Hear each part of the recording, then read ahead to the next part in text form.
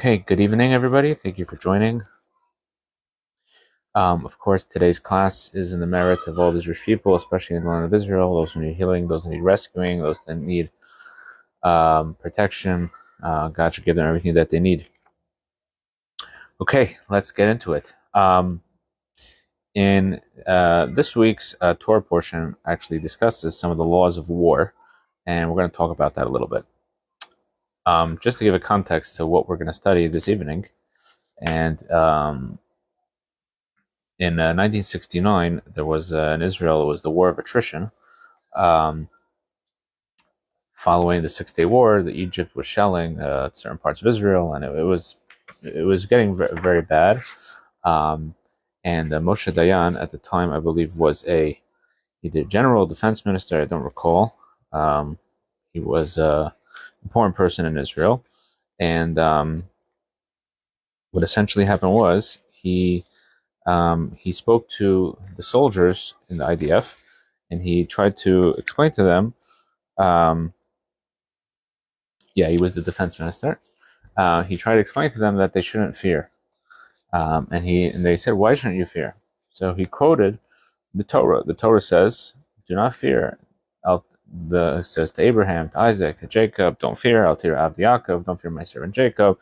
And we'll see in a moment in this week's Torah portion, the Torah says not to fear. And the Rebbe addressed this idea that's brought from this week's Torah portion and addressed this speech given by Moshe Dayan to the soldiers in the IDF. So let's get into it. In this week's Torah portion, it says in Deuteronomy chapter 12, verse 20 as follows. When you go to war against your enemies, V'ra'isa sus v'rechav, and you will see horses and chariots. We'll explain that in 1 second. Amrav mimcha, or mimeka, where you see a lot more numerous than you are. L'sira mehem, you shall not fear them. Why not? Ki Hashem elakacha imach, because God is with you. Excuse me. Hamalacha meretz Mitzrayim, who took you out of Egypt. So God says you're going to see the others, the enemy, and you're going to see how great they are. Don't fear them. So I read the Hebrew and translated it, but I didn't translate it literally. If we go back to the Hebrew, it says, when you go to war, against your enemies, and you will see, sus is literally means a horse, and rechav means a chariot. Now, obviously, an army is not going to, especially an army that is greater than you, is not going to have one horse, not going to have one chariot. So the $1 million question is, why would the Torah say, and you will see a horse and a chariot in singular form? It should say you will see horses, you will see chariots in plural form. In the Hebrew, it would be susim v'rachavim, right? And you will see horses and chariots, right? So we see, and this is other places in the Torah addressed like that. So Rashi right away comments on this, and he says, what does it mean that it's literally one chariot and one horse? He says, and God is saying, in my eyes, they're all like a single horse. Similar, the Torah says, and you shall strike Midian as one man, in a singular tense. Okay, and also it says, Kiva sus parai, and the horse, Pharaoh's horse came. Right, so we see that in God's eyes, it's as if there's one horse, in other words, easily defeatable. And then Rashi continues to comment, and he says, an army more numerous than yours, in your eyes they are greater, but in my eyes they are not. Right? So in other words, that you're saying that they are this great enemy, God is saying that actually I view them as in a way of a single horse and a single chariot. So that is what the Torah says and what Rashi says. So the question is, though, if you look at the Torah, if you look at the verse, it says, when you go to war against your enemies and you see horses and chariots, or horse and chariot, as we explained, right? It doesn't say, and I will see horse and chariot. It says, and you will see a horse and chariot. So the Rebbe, in his address that we mentioned earlier in 1969, explained that asked the question, what do you mean? How can you say, Rashi saying that this is that you view it that he views it like that. But that's not what the Torah literally says. It says, and you will see it like that. You will see a horse and you will see a chariot in the singular form. So how is it possible that how is it possible to say that when in the end of the verse, as Rashi explained, that actually the Jewish people are viewing their enemy as large, as great. So why is it saying that they're viewing it as singular? So it must be that actually that the Jewish people will also see their enemy as somebody that they could defeat. In other words, in that singular form of one horse and one chariot. Why? Because of the end of the verse. The end of the verse says, Ki Hashem elokech imach, because God is with you. So since God is with you, therefore, you can view it in the way God views it, right? That if God is with you, you could view it as God views it. And again, the verse continues, right, and says, God, the Lord, because the God, your Lord, who brought you out of Egypt is with you, who took you up from Egypt. Okay? That's the literal, right? Hamalacha means who raised you out of Egypt. Not who took you out of Egypt, raised you up from Egypt.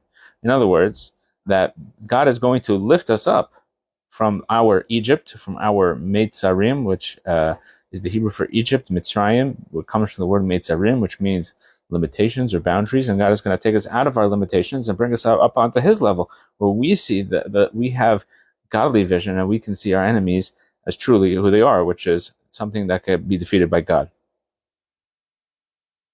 And like this, we're not dealing with any more human rationale. We're not saying, well, they're too big, they're too this. No, we're saying that God is with us, and therefore anything is possible when God is with us, when God raises us up to His level. Now, of course, it doesn't mean that the Rebbe continued to explain. It doesn't mean that we could ignore them, right? It's not that we ignore the enemy, right? We still have to go physical battle and physical weapons and deal with them. But the point is that we will be victorious, right? Because we're viewing it in a godly fashion. Now, then the Rebbe went on to address specifically what Moshe Dayan had said.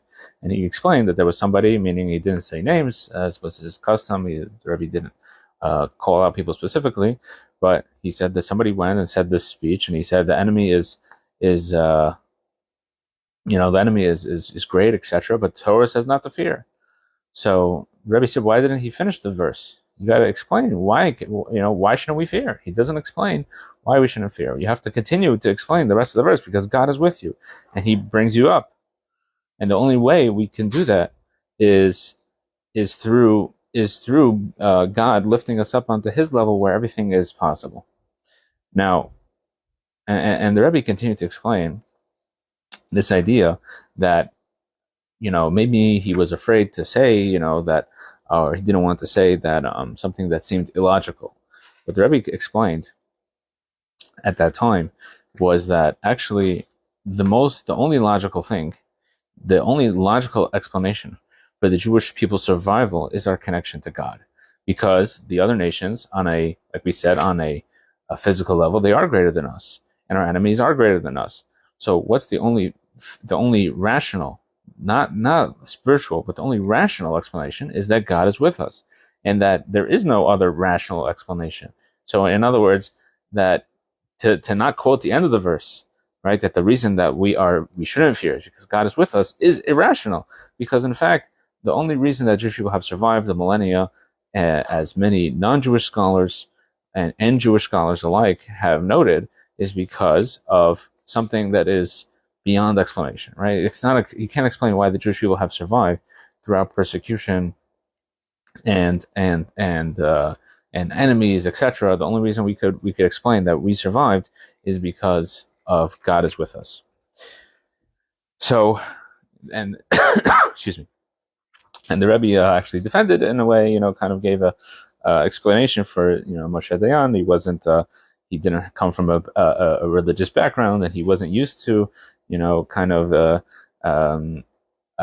quoting verses, etc. So the Rebbe gave him a pass and said, the fact that he quoted the first half of the verse, that's a good first step, etc. Now the next part of the of the verse is the next part of the Torah portion, I should say, is what do you do when you get to battle? So the process is as follows. What would happen was there was somebody called the Kohen Meshuach Melchama, which means he was a Kohen, a priest who was anointed for war.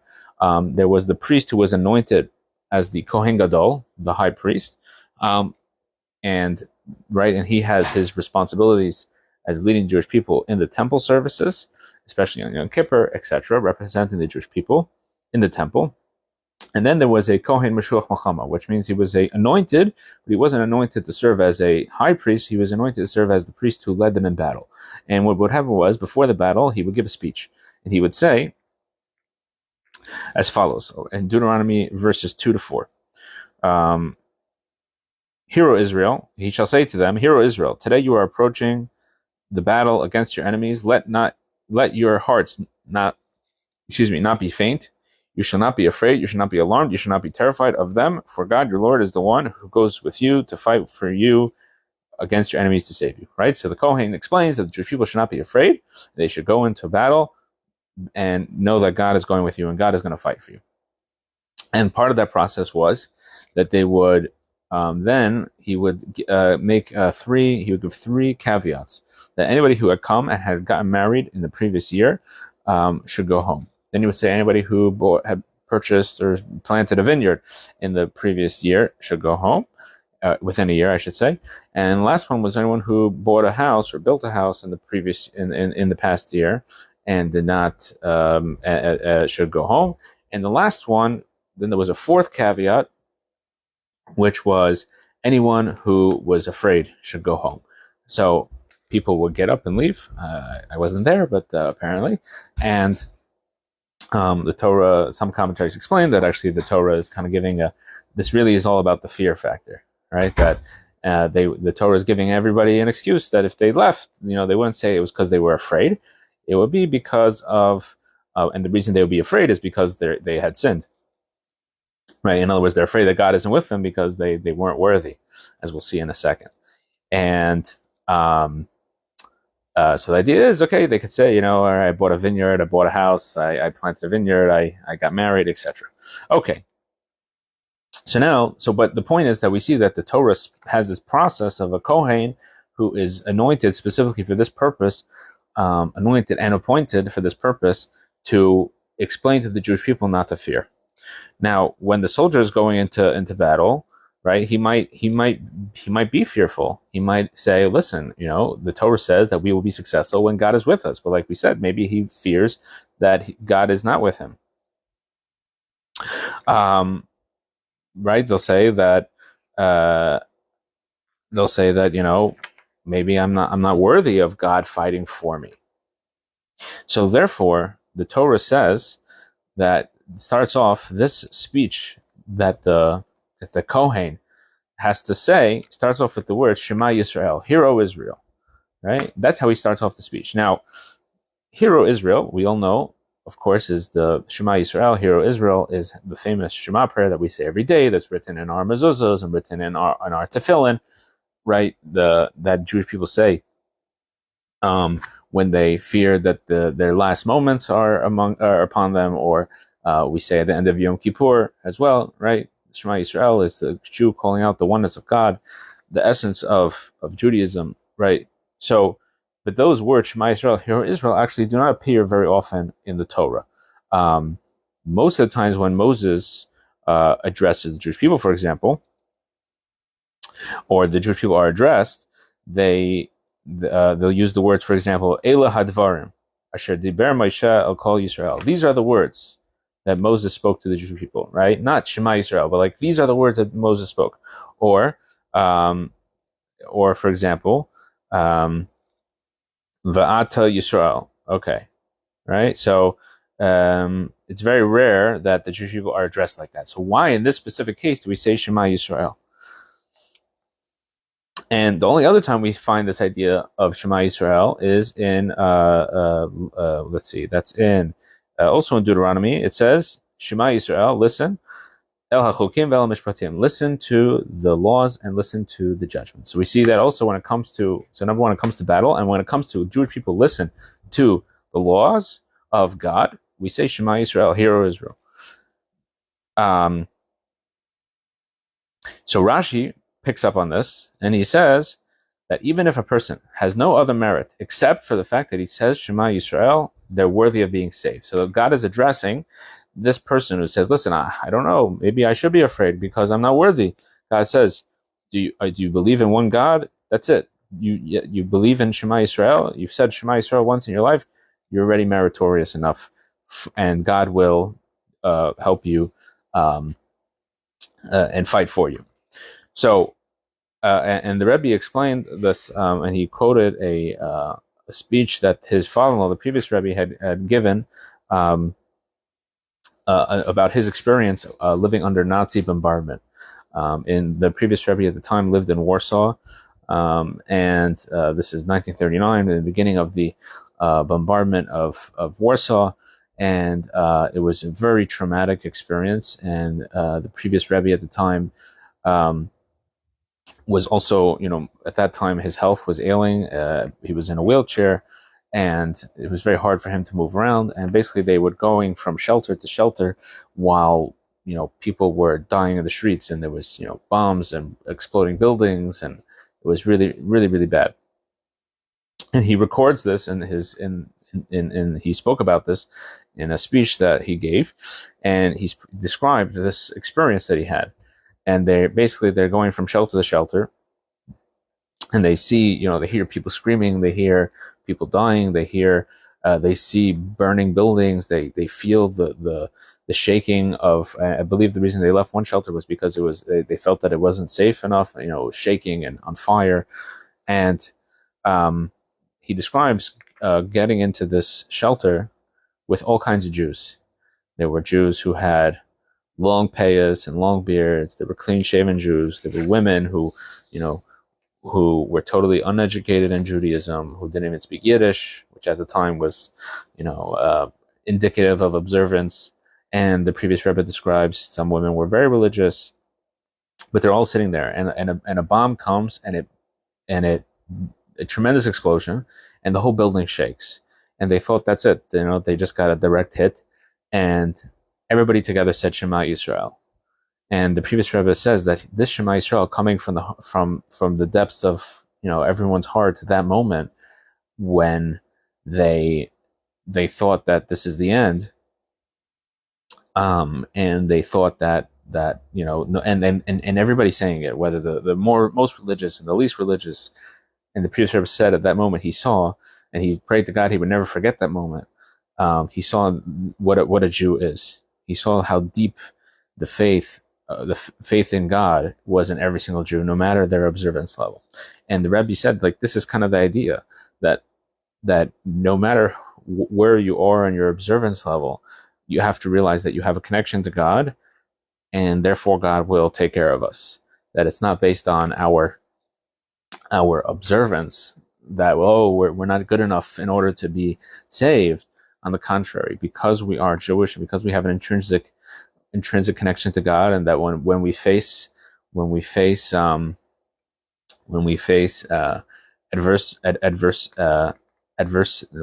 say, get the word out, adversity.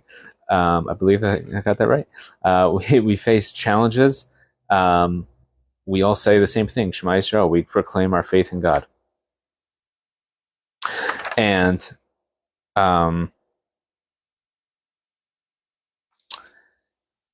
the last thing we'll talk about is this connection of Shema with a previous thing that we spoke about, which we spoke in previous classes about tefillin. There's a commentary called the Kli Yakar. I should have looked this up before. I apologize. The Kli Yakar, I believe, was maybe a 16th, 17th century rabbi. He wrote a commentary on the Torah. And one of the things that he says is this idea of Shema. This is referring to actually tefillin. That the fact that the Jewish people put on tefillin, because like we said, first of all, the Shema prayer is written inside the tefillin. And also, one of the things that we do when we wear tefillin, the main thing that we do in tefillin is say the Shema prayer. So, for example, if a person doesn't have a ton of time, and the only thing they could do is say one prayer, and when they're wearing their tefillin, they should say Shema, right? Or for those people who put on an additional pair of tefillin of Rabbi Tam tefillin, which is a differing opinion of the order of the Torah portions in the tefillin, they say essentially the Shema prayer, right? Or on Tisha B'Av, for example, if a Jew, the Jewish people put on tefillin in the afternoon, we don't say the morning prayers in tefillin. Even those who have time to do the entire morning prayers every day in tefillin, we just say the afternoon prayers. But the first thing we do as soon as we put on our tefillin, even in the afternoon, is we say the Shema prayer. So we see there's an intrinsic connection between the Shema prayer, besides the fact that it's written in the tefillin, is that this is something that we do specifically in tefillin.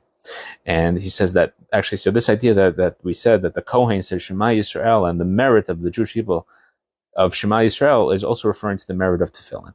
And therefore, and like we said in previous classes about the fact that when the Talmud says that when the nations of the world see that we put on tefillin, they will fear us.